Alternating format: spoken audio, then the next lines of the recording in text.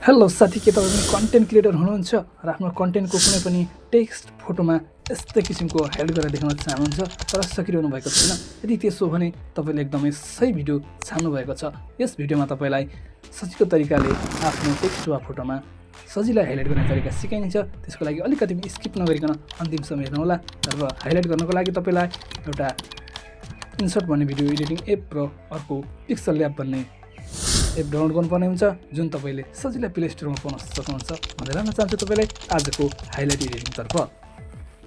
सबैभन्दा पहिला तपाईँले आफ्नो इन्सर्ट एपलाई ओपन गर्नुपर्ने हुन्छ। त्यसपछि प्लस आइकनमा थिचेर तपाईँले जुन कुरालाई हाइलाइट गर्न चाहनुहुन्छ त्यो कुरालाई सिलेक्ट गर्नुहोला। सिलेक्ट गरेपछि तपाईँले अब पिक्सल ल्याब एप डाउनलोड गर्नुपर्ने हुन्छ। त्यसलाई ओपन गरिसकेपछि तपाईँको त्यहाँनिर न्यू टेक्स्ट भनेको छ, यसलाई डिलिट गरेर तपाईँले माथितिर प्लस आइकनमा थिचेर तपाईँले एउटा सेप बनाउनु पर्ने हुन्छ, जुन चाहिँ हाइलाइटमा प्रयोग गरिन्छ।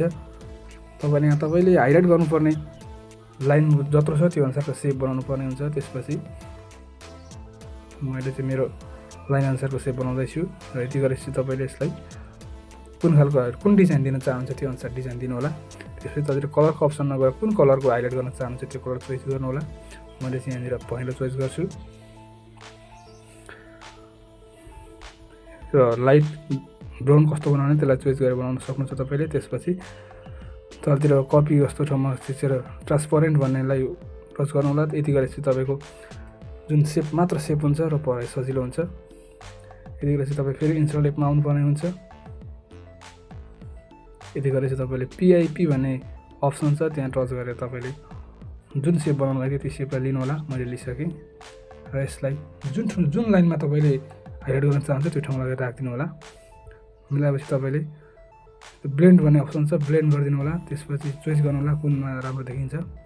मैले चाहिँ यो थर्ड नम्बरको चाहिँ देख्नुभयो हाइलाइट भइसक्यो है।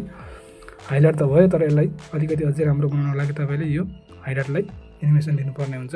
त्यसपछि यसलाई टच गरेर तपाईँले एनिमेसन चोइस गर्नुपर्ने हुन्छ। अनि चोइस गर्छु मैले यहाँनिर चाहिँ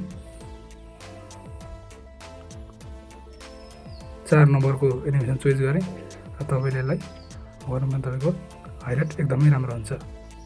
हजुर, देखिसक्नुभयो होला। तपाईँलाई कस्तो लाग्यो यो बुझ्नुभयो या बुझ्नु भएन कमेन्ट गर्नु होला। बुझ्नु भएन फेरि अर्को भिडियो पनि बनाउने छु भन्दै गरेर चाहिँ छुट्टिन चाहन्छु। हस्, नमस्ते, बाइ।